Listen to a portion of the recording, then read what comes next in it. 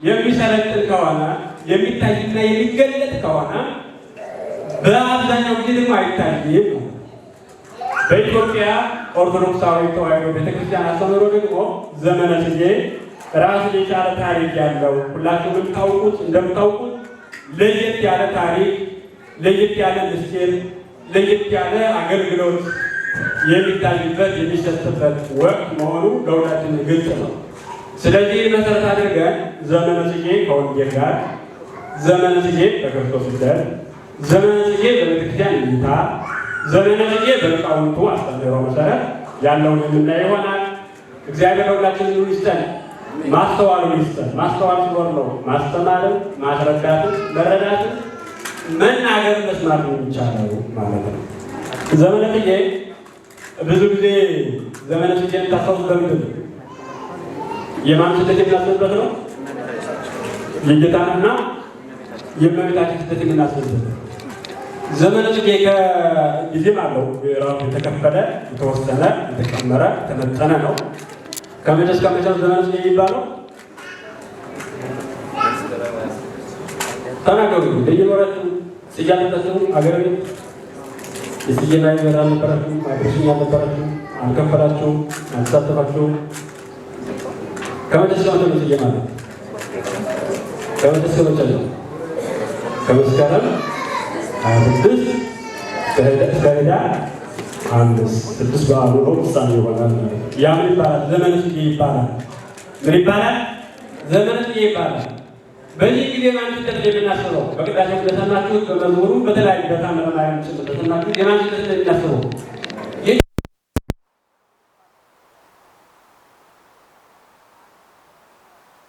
የሆነ አንድ ነቢይ ተሰደደ እያልን አይደለም። አንድ ንጉሥም ተሰደደ እያልን አይደለም። አንድ ሐዋርያ ተሰደደ እያልን አይደለም።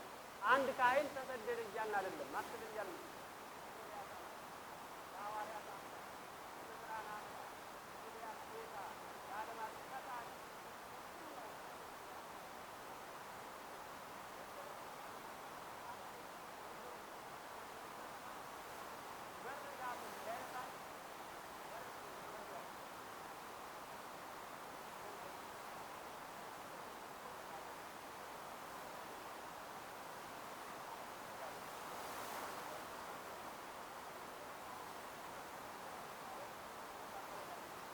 ብዙ የወደቀ አይታችሁ ከሆነ ምስጢረ ሥጋዌ ብዙ የወደቀው በምስጢረ ሥጋዌ ነው። በምስጢረ ሥጋዌ ሰውነቱን መረዳት ያቃተው ብዙ ሰው ሰውነቱን አምላክነቱን በመረዳት ረገድ ችግር ላይኖር ይችላል። ሰውነቱን መረዳት አምላክ ብሎ ደከመ ሲባል፣ አምላክ ብሎ ተሰደደ ሲባል፣ አምላክ ብሎ በላ ሲባል፣ አምላክ ብሎ ጠጣ ሲባል፣ አምላክ ብሎ ሞተ ሲባል፣ አምላክ ብሎ እንደዚህ ሰውነትን ስራ ሰራ ሲባል ይሄ የሚሸከም ጭንቅላት ያላቸው ጥቂቶች ናቸው። ዛሬ ዳሸን የበሉ መናፍቃን የውድቀታቸው ምክንያት ምስጢረ ሥጋዌን በአግባቡ በሚገባ አለመረዳታቸው። በእርግጥ እንዲያወደ እነሱ ብዙ ጊዜ ሰዓታችን ይቀስራለን እንጂ በቤት ያለነው ስንቶቻችን ምስጢረ ሥጋዌን ተምረናል፣ ስንቶቻችን ተረድተናል፣ ስንቶቻችንስ አውቀነዋል ቢባል መልሱ በእርግጥ ሊያሸማቅቅ ይችላል፣ ሊያሳፍርም ይችላል። ደካሞች ስለሆነ እግዚአብሔር ብርታቱን ይስጠን እና በደንብ ምስጢረ ሥጋዌን የሚያስረዳ ታሪክ ነው ዘመነ ጽጌ። ዘመነ ጽጌ ምን ያስረዳል? ምን ያስረዳል? ከኔ ጋር ናችሁ? ብቻችሁ ናችሁ? እየሰማችሁ ነው? ምዕመናን እየሰማችሁ ነው አይደል? ዘመነ ጽጌ ምን ያስረዳል? ምስጢረ ሥጋዌን ነው።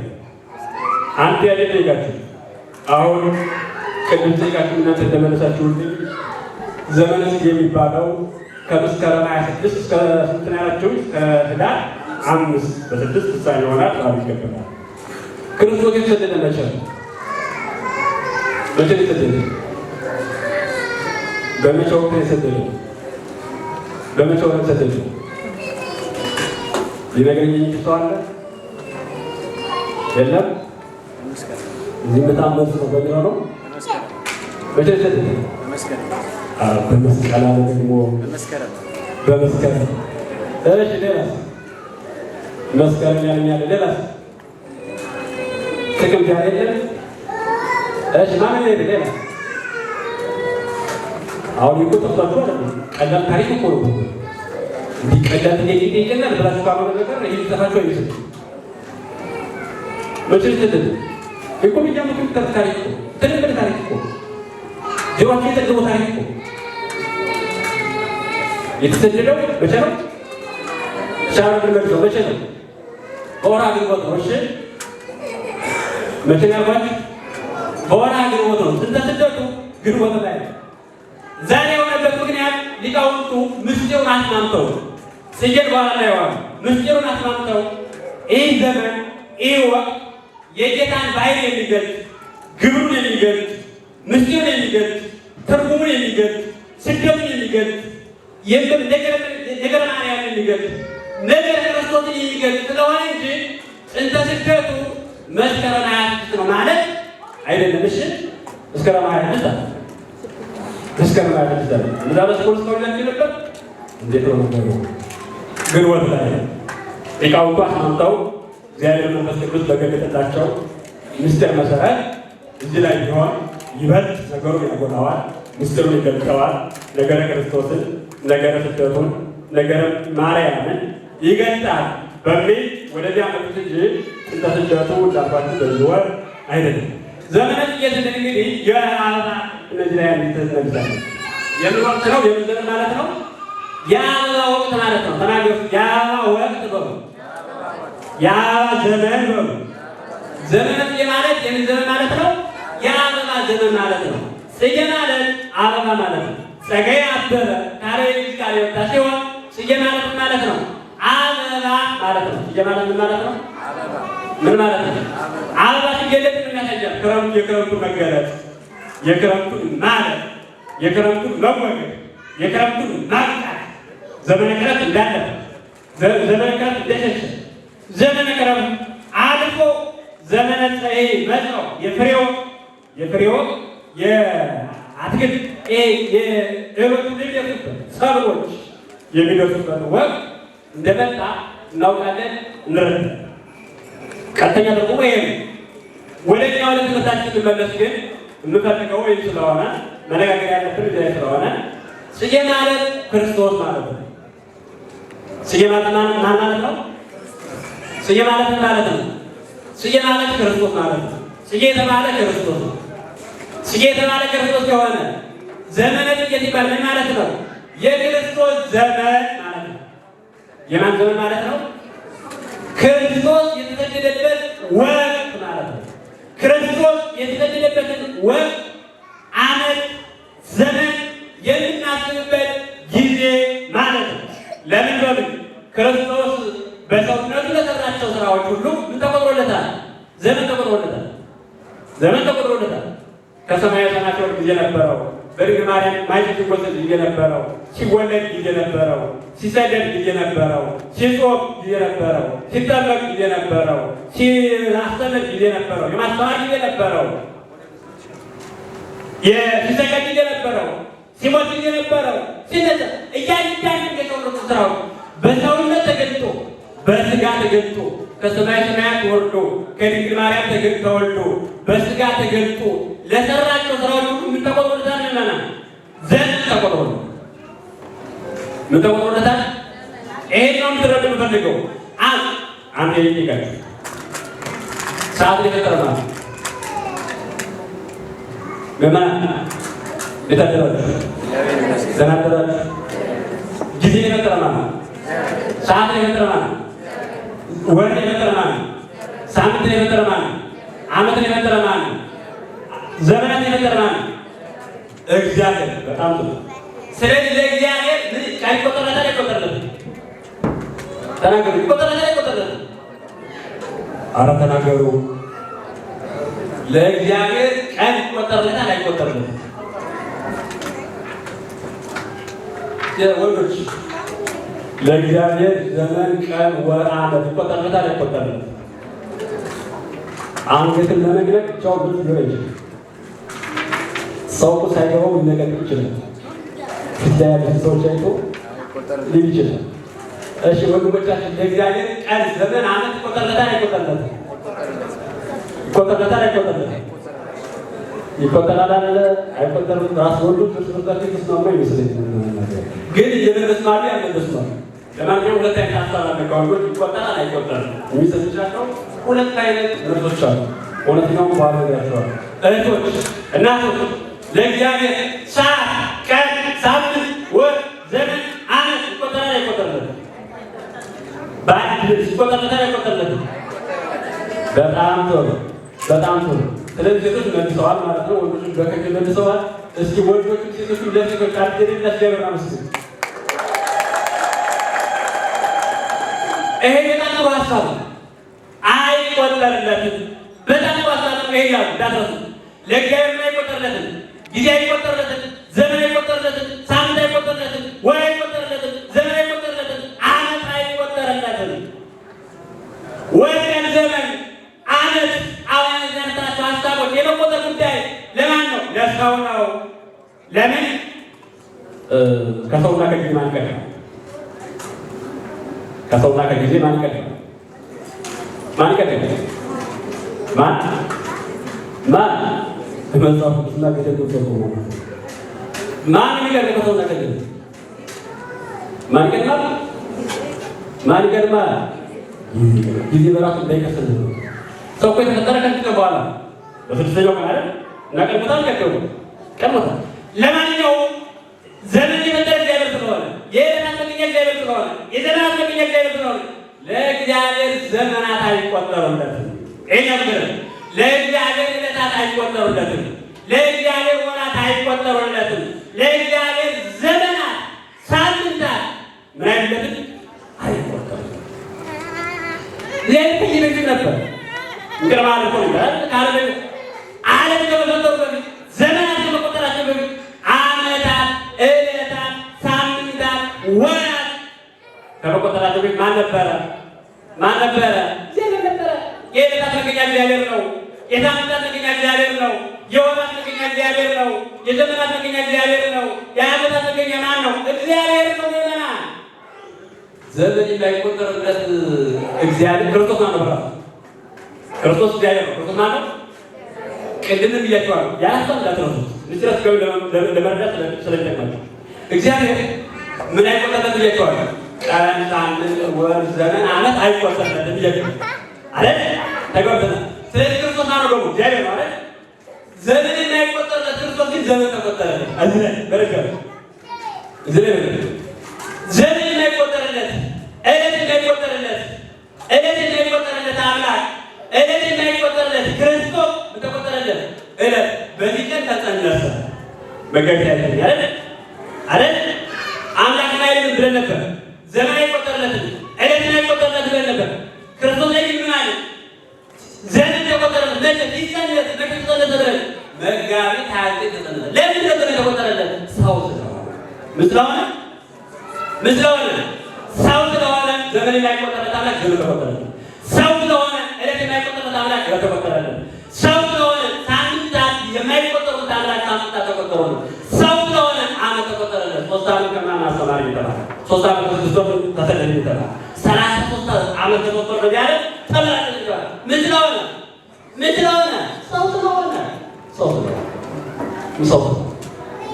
አንድ ልጅ በሃይማኖት አበው ምዕራፍ 110 ላይ ምዕራፍ ስንት ላይ ምዕራፍ አለ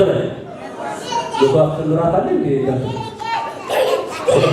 ታውቁት ምዕራፍ እንደዚያ ከ110 በላይ ምዕራፎች አሉ። ማን የሚባለው መጽሐፍ? ሃይማኖታዊ የሚባለው መጽሐፍ ማን የሚባለው ሃይማኖታዊ እንዲህ ይላል። ቀዳማዊ ተዋህደ በዳህራዊ ዘያስተሪ አስተረ ወዘይትገሰጽ ተገሰጸ ይዜ ባይደ ቀዳማዊ አምላክ ዳህራዊ አምላክ ዳህራዊ ስጋ ነው። ምን አይነት አምላክ? ቀዳማዊ የሆነ ከፍ በፊት ማንም የለም፣ ሁሉን የሚቀድም ሁሉን ያስገኝ ቀዳማዊ አምላክ ዳህራዊ ስጋን ተዋሃደ። ስጋን ስለተዋሃደ የማይታየው አምላክ ምን አለ? ታየ። ምንድን ነው እግዚአብሔር ይታያል አይታይም? ተናገሩ። ይታያል አይታይም? ገበያው ይደርሳል ክርስቶስ ታይቷል። ለምን ሰው ስለሆነ ምንድነው የማይታየው በመለኮት የማይታየው አምላክ በምን የማይታየው በመለኮት የማይታየው አምላክ ስጋ በመለኮት ምን አለ ታየ። በመለኮት የማይታየው አምላክ ስጋ ተለበሰ ምን አለ ተዳሰሰ። በምን ተዳሰሰ? ለምን ያቀቡ እንደ ዮሴፍ ተዳሰሱ እነ ሰሎሜ ተዳሰሱ። ምን ስለሆነ ሰው ስለሆነ እንጂ መለኮት ይጨብጣል አለ እሳት ማን ይጨብጣል? መለኮት ማን ይጨብጣል? ቤታችን ይወሰደ ከዛው መለኮት ያየ በባይ ማን ነው ማን ያስቆ ማን ያስቆ ቅዱሳን ያስቆ ሐዋርያት ማመንዋል አደረክ ያለው ማለት ነው። የዳሱ ታብረ ይበሉ አጣን ጋር ተበላ ተመገበ ተባለ በሉ በሰው ወረቂ ኮንት ይላል ወለውን ኮነ ተወታ ወረቂ ኮነ ገዚፈ ዛርወቱ መዋይ ኮነ ታይተ ምን ማለት ነው? ታዲያ ይቁል እንደተናገረ ልዑል መለኮት ሦስት ጋር ገንዘቡ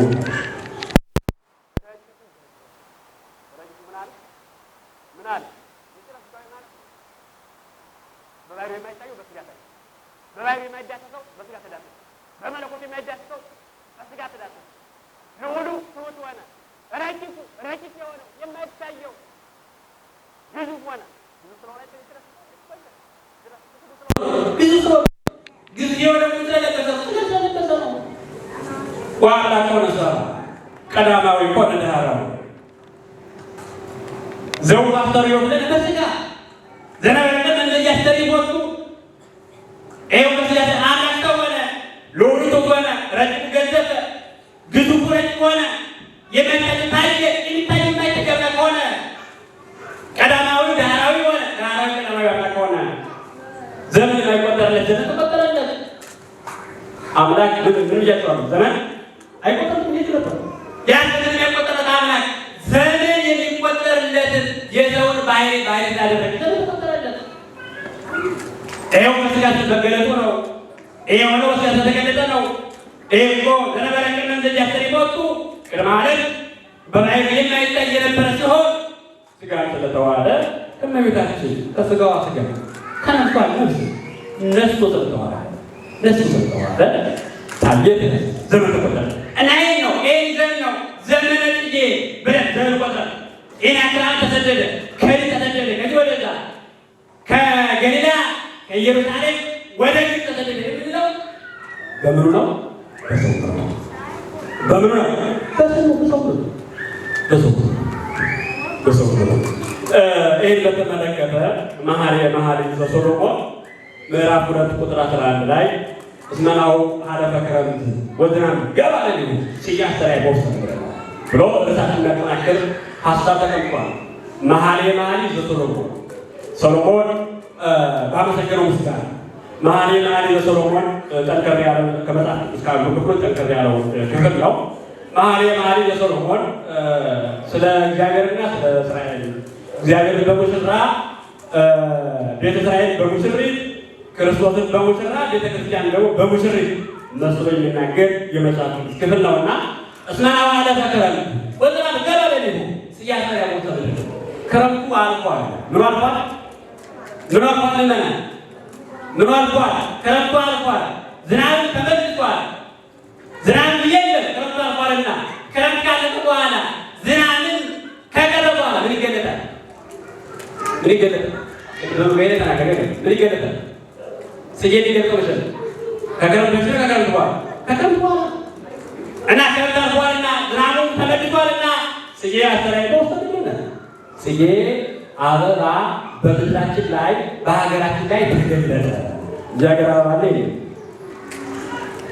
አለ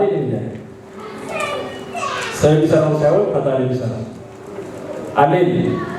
እዚህ ሀገር አበባ መዳል ማለት እንደዛ ማለት እና በሀገራችን አበባ አለ። ከክረምት በኋላ ክረምት ካለፈ በኋላ አበባ መኃልየ ሰሎሞን በመኃልየ ነገረ ክረምቱ አልፏል። ዝናቡ ተመልሷል።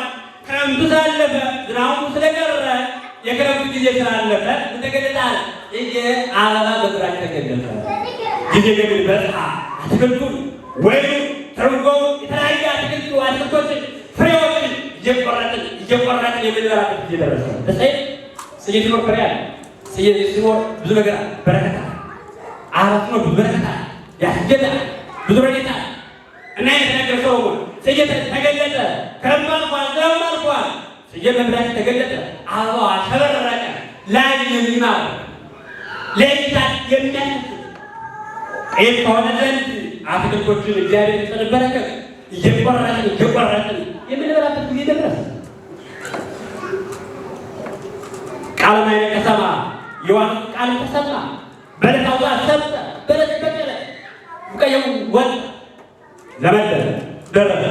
አዎ ያን ዘገይ ውሃው ማዛ አበብ ወይኖች አበቡ ማዛንን ሰጡ ይላል። ስለዚህ በተናገረው ይሄን ነው ተጠቅላላ አድርገን ከተደረሰ ስዬ የተባለ ክርስቶስ ምን አልፏል ብያችኋለሁ። ክረምቱ አልፏል። ሁላችን ተናገሩ። ክረምቱ አልፏል በሉ። ምን አልፏል? ምን አልፏል? ክረምት አልፏል የተባለ የነቢያት ቃል ተፈጽሟል ማለት ነው። የማን ቃል ተፈጽሟል ማለት ነው? አባጆች ጋር ተጫይ ተረኩመዋል። ወብሂለ ክረምት ሀለፈ ወዝራብ ገባ ተፈጸመ ቃለ ወርዱ ስመመጣ ክርስቶስ ተመጣው ተነበየ። ሰሎሞን ክረምቱ አልፏል ዝናብ አልፏል ብሎ የነገረን ስለምን ነው ቢባል ስለ ነቢያት የተናገረው ስለ ነቢያት ትንቢት መፈጸም የተናገረው መናገር ነው። ክረምት አልፏል ማለት ቃለ ነቢያት ተፈጽሟል ማለት ነው።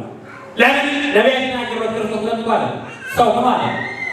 ስመመጣ ክርስቶስ ተመጣው ተነበየ የተናገሩለት ትንቢት የተናገሩለት ምሳሌ የመሰሉለት የሰበኩለት የተጠበቁት ተስፋ ያደረጉት መከራ የተቀበሉለት ክርስቶስ መጥቷል።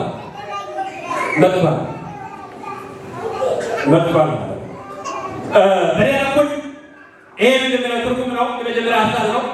ዝናብ ክረምቱ አልፏል፣ ዝናብን ተመልሷል ማለት የ5500 ዘመን መከራ አልፏል ማለት ነው። የ5500 ዘመን መከራ መጽሐፍ ምን ይለዋል መሰላችሁ? ክረምት ይለዋል። ክረምት አስፈሪ ነው። ክረምት ብዙ ጥቅም እንዳለው ጉዳትም አለው። በክረምት እንደፈለጉ መንቀሳቀስ አይቻልም። ብዙ ነገሮች ይገድቡታል፣ ብዙ ነገሮች ይወስኑታል፣ ብዙ ነገር ያነታል። ያ የ5500 ዘመን መከራ በክረምት ተመስሏል። አዳም የተቀበለው አዳም የተሰቃየበት አበው አባቶቻችን እናቶቻችን የተለያዩበት ከእግዚአብሔር ጋር የተለያየንበት ከገነት የወጣንበት ክብራችን ያጣንበት ሌልናችን ያጣንበት ተስፋችን ያጣንበት ያ የ5500 ዘመን ምን ይባላል? የ5500 ዘመን መከራ ክረምት እና ክረምት አልፏል፣ ዝናቡ ተመልሷል ማለት ያችን ክርስቶስ አበው ክርስቶስ ከእመቤታችን ከሥጋዋ ጋር ከነፍሷ ነፍስ ነስቶ ስለተገለጠ በክርስቶስ ያ መከራ አልፏል ማለት ነው። የሰማችሁ ነው። መከራ ያለፈው በማን ነው? ተናገሩ። ባድንስ መከራ ያለፈው በማን ነው? በክርስቶስ ነው። ሞታችን የጠፋው በማን ነው? በክርስቶስ ነው። የከበርነው በማን ነው? በክርስቶስ ነው። መርገማችን የጠፋው በማን ነው? ተናገሩ። በክርስቶስ ነው። አባጆች ጋር ይላል ኢተስረ መርገማ ለምድር በእንተ ዘኮነ ኢተስረ መርገማ ለምድር ዘኮነ በእንተ ኃጢአተ አዳም ዘእንበለ በደል ሕይወተ ደም አምላክ ዘተወልደ ወለተ አዳም። ምን ማለት ነው? በአዳም ምክንያት በማን ምክንያት? በአዳም ምክንያት የመጣው የምድር መርገም የተወገደው የተደመሰሰው የጠፋው በክርስቶስ ተገኘ። መርገማችን የጠፋው በክርስቶስ ነው። በነቢያት አይደለም፣ በአበው አይደለም፣ በፍጡራን አይደለም፣ በማንም ያ በአዳም ምክንያት የመጣው መርገም በዘመነ ምክንያት የመጣው መርገም በረከትን አዛምቶ የነበረው መርገም የጠፋው በማን ነው? በማን ነው? በክርስቶስ ነው። ዛሬ ያ መርገም ባይጠፋ ኖሮ እዚህ ላይ ላተገኘ ነበር። ዛሬ ያ መርገም በክርስቶስ ላይ ባይጠፋ ኖሮ በረከታችን ባልተመለሰ ነበር፣ ክብራችን ባልተመለሰ ነበር፣ ልዩነታችን ባልተመለሰ ነበር። ገነት ዛሬ እንድናፈቃት ኖር ነበር። ዛሬ በመንጸለ እንደወደቅ በኖር ነበር። መርገማችን የጠፋው በክርስቶስ ነው። ክብርና ምስጋና ለስሙ ይሁን። ይሄ ብቻ ማለት ነው። መከራው አለፈ ሲባል መከራው ጥቅል ሀሳብ ብዙ ብዛታዎች አሉ። ያ ተከረብ ከብዶ እንደከረብ ተጭቆ ከእግዚአብሔር ለይቶ ባሪያ አድርጎ የአጋንንት ባሪያ፣ የዲያብሎስ ባሪያ፣ የሰይጣን ባሪያ፣ የኃጢአት ባሪያ አድርጎታል። ዛሬ እኮ የኃጢአት ባሪያ ይሆናል። ዛሬ እኮ የክርስቶስ ባሪያ ከመሆን ይልቅ የቢልሆን ባሪያ ይሆናል። የወንጌል ባሪያ ከመሆን ይልቅ የወንጌል ባሪያ ይሆናል። የጽድቅ ባሪያ ከመሆን ይልቅ የኃጢአት ባሪያ ይሆናል። ማለት የሰው ልጅ ኃጢአት እንዳይሰራ ከፈለገ ሁለት ነገሮችን በሕይወቱ መኖር አለበት። ስንት ነገሮችን? ኃጢአት መስራት ይቻላል አይቻልም? ተናገሩ። መስራት ይቻላል አይቻልም? እሺ፣ ኃጢአትን ማቆም ይቻላል አይቻልም? ተናገሩ። ኃጢአትን አለመስራት ይቻላል አይቻልም? ባይሪያትና ጤና የሚስማማው የምን ጥቅም የለም። ግን ኃጢአትን መስራት ኃጢአትን አለመስራት ይቻላል አይቻልም? ተናገሩ። አለመስራት ኃጢአትን አለመስራት ይቻላል አይቻልም? አይቻልም። በእርግጥ ግራን ከገባት ደስ ይላል። አይቻልም ይላል። በክርስቲያኖች ተማሪ ከበደ ሰነፍ ተማሪ ከሆነ ነው አይደል? እንደዛ ግን ኃጢአትን ማቆም ይቻላል አይቻልም? ለማማንባችሁ ለባህሪያችን ሁለት ነገር ይስማማዋል። ጽድቅ ይስማማዋል። ምን ይስማማዋል? ኃጢአት ይስማማዋል። ልክ እንደ ለብሳችሁ ነጭ ልብስ አሁን የለብሳችሁ ነጭ ልብስ ጥቁር ጋር እንቀቡ ምድር ይሆን ጥቁር ቀይ ጋር እንቀቡ ምን ይሆናል? ቀይ ይሆናል። አያችሁ ለለበሰው ነጭ ልብስ ምን ይስማማዋል? ቀይ ቀለም ብንቀባው ቀይ ይሆናል። ጥቁር ቀለም ብንቀባው ምን ይላል? ጥቁር ይሆናል። ሁሉም ይስማማዋል ማለት ነው። የሰው ባህሪ እንዲህ ነው። ጽድቅ ብንሰራ ይስማማል። ጽድቅ ይስማማል አይደል? ጽድቅ ባህሪያችን አይደለም፣ ኃጢአት ባህሪያችን ይላል። እና ሰው ኃጢአትን አለመስራት ይችላል። ኃጢአትን ማቆም ይችላል። የሚችለው ግን ይችላል ማለት አይደለም። ይቻላል ካልኩ ይችላል ብሏል። በእውነት ይቻላል ካል ይቻላል እንደዛ ነገር ማለት ይላል። ሰው ኃጢአትን አለመስራት ይችላል። ኃጢአትን እንዳይሰራ መሆን ይችላል። ኃጢአትን እንዳይሰራ መሆን የሚችለው ግን ሁለት ነገሮችን መያዝ ይችል ነው። ነገሮችን ባይ ማይሰር ኢታሰር ልብ ከበይጆት አረጋያ ብሩይ ልብ ወደ ኃጢአት እንዳይሄድ ልብ ኃጢአትን እንዳያስብ ምን ማድረግ ይቻላል? መፍትሄው ምንድን ነው? ብጤና ሲመልስ አንደኛ ሁልጊዜ እግዚአብሔርን ማሰብ። ሁልጊዜ ማን ማሰብ? ሁልጊዜ ማን ማሰብ? ሁልጊዜ እግዚአብሔርን የሚያስብ ሰው ኃጢአት አይሰራም። ሁልጊዜ እግዚአብሔርን የሚያስብ ሰው ኃጢአትን አይሰራም። ምክንያቱም በልቡ ሁልጊዜ ማን አለ? እግዚአብሔር። ኃጢአት ሲሰራ ባሰበ ቁጥር ከፊት የሚያስቀምጠው ማን ነው? እግዚአብሔር። እግዚአብሔር እያያለ ለመስራት አይደለም። አንድ ሁለተኛ ወአፈርሰለ ትምህርተ ሃይማኖት ትምህርተ ሕይወት ወንጌልን አዘውትሮ ቢማር አዘውትሮ ቢያነብ መላልሶ ቢማር ራሱን ከኃጢአት መጠበቅ ይችላል። ይገርማችኋል። ይህን ሀሳብ ማን ደግሞ ታየውን በረከታቸው ይደረብና የግብፁ ፓትርያርክ መንፈሳዊ ውጊያዎች በሚለው መጽሐፋቸው ላይ ብፁዕ ቅዱስ ማናቸው አቡነ ሽኖዳ የሚገርም ሀሳብ አስቀምጠዋል። ሰው ኃጢአት የሚሰራው እግዚአብሔር ሲረሳ ነው። ማን ሲረሳ? እግዚአብሔር ከርንም ሰው ኃጢአት ሲሰራ ይረሳዋል። ሰው ኃጢአት ሲረሳ እግዚአብሔር ይረሳል፣ ሕይወትን ይረሳል፣ ሲኦልን ይረሳል። በራሱ ሲኦልን በራሱ ያያሰው ኃጢአትን በሚፈጽም መጽሐፍ እግዚአብሔርን፣ ሕይወትን፣ ወንጌልን፣ ሲኦልን፣ ገነትን፣ ገሃነምን፣ መንግሥተ ሰማያትን ረስቶ ነው የሚሰራው። ትክክል ነው። ገነትን ያሰው ኃጢአት ለምን የሚሰራው ኃጢአት ከገነት እንደምትለቀው ነው። ሲኦልን የሚረዳ ሰው ባልቆ የሲኦልን ና ባልቆ የሚረዳ ሰው ኃጢአት አይሰራም። ለምን ያ የሚሰራው ኃጢአት ወደ ገሃነም እንደሚጥለው እና ምዕመናን ኃጢአት የተወገደው አስከፊ የነበረው ደብረን በረከት የተበሰረ ከባድ የነበረው የ5,000 ዘመን መከራ ያመረገ የተቆመ ማለት በክርስቶስ ደም ነው።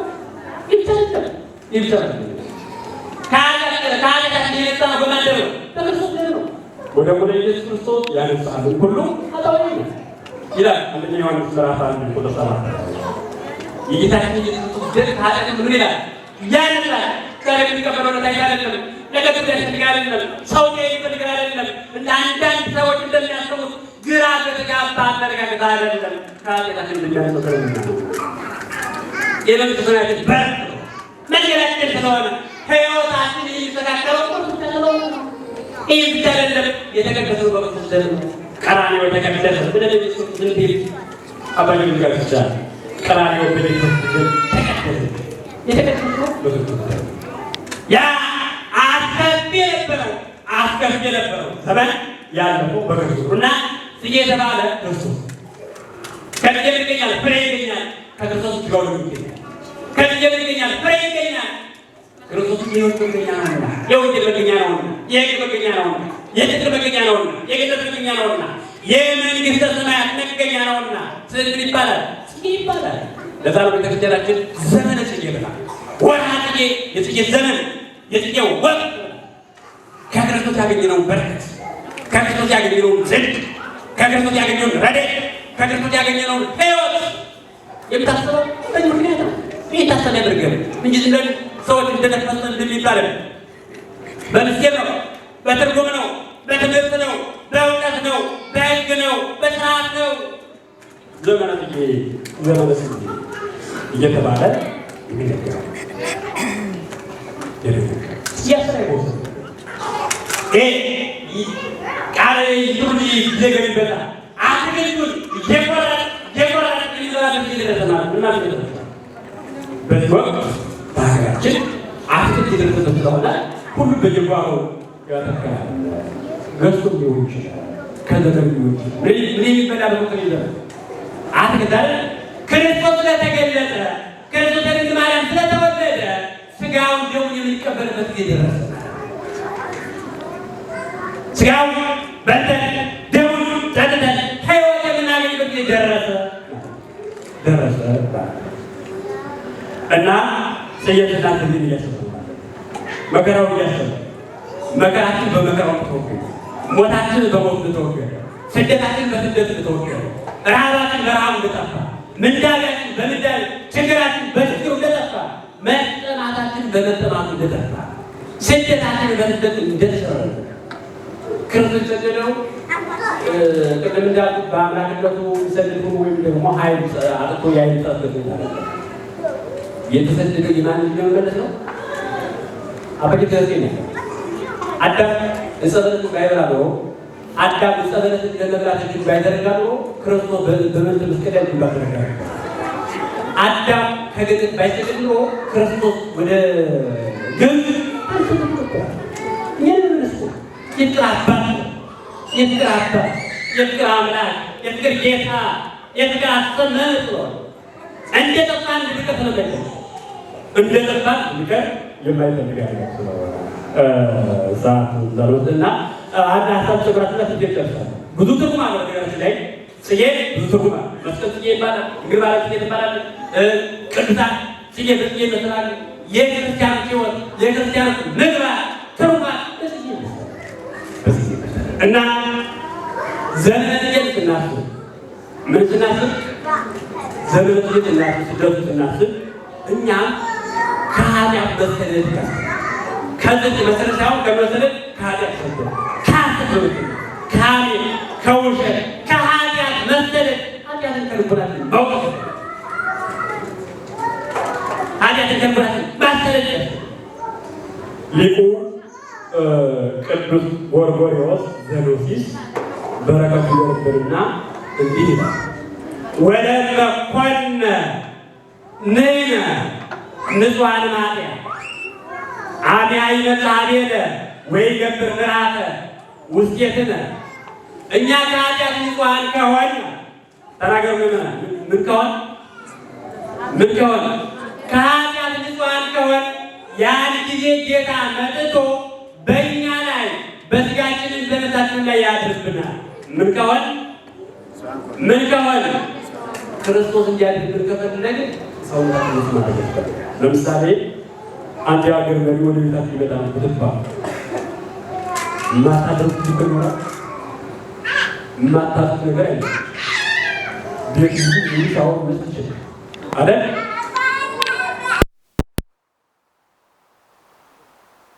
እኛ ደግሞ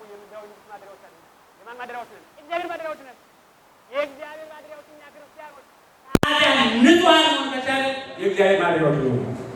ከኃጢአት መንጻት ከቻልን እንደ ፀሐይ በአባታችን መንግሥት እናበራለን። ከኃጢአት ንጹሐን መሆን ከቻልን በመንግሥተ ሰማያት ከፍ ይላል፣ ክብር ይሰጠናል፣ ለእኛም መውረስ እንችላለን። ከኃጢአት ንጹሐን መሆን ከቻልን የአባታችን መንግሥት መውረስ እንችላለን። ለዓለም የሚያበራ ፋና መሆን እንችላለን። ዓይን ያላያትን ጆሮ ያልሰማትን ተድላ መንግሥተ ሰማያትን መውረስ እንችላለን። ከኃጢአት ንጹሐን መሆን ከቻልን ወደ አንድ በማይደር በመላእክት ማደሪያ መኖር እንችላለን። ከኃጢአት ንጹሐን መሆን ከቻልን ዘመነ ጽጌን አስበን ጽጌ ክርስቶስ መሆን አውቀን በጽጌ ክርስቶስ የተከፈልን ዋጋ አውቀን ጽጌ ክርስቶስ እያሰብን መኖር ከቻልን እንደ መላእክት በመላእክት መኖሪያ በመላእክት ማደሪያ ከመላእክት ጋር እያመሰገንን መኖር እንችላለን። ምን ከሆነ ከኃጢአት ምን ከሆነ ንጹሐን ከሆነ ከኃጢአት ነጽተን ንጹሐን ሆነን ለንስሐ በቅተን ለሥጋው ደሙ በቅተን የክብሩ ቀዳሾች የመንግሥት ወራሾች ሆነን እግዚአብሔር ጋር ስለነበረ የሁሉ አባቶች እግዚአብሔር የተመሰገነ ይሁን። የእግዚአብሔር ቸርነት የድንግል ማርያም አማላጅነት አይለየን። ወስብሐት ለእግዚአብሔር ወለወላዲቱ ድንግል ወለመስቀሉ ክቡር። በዚህ ይቆዩ።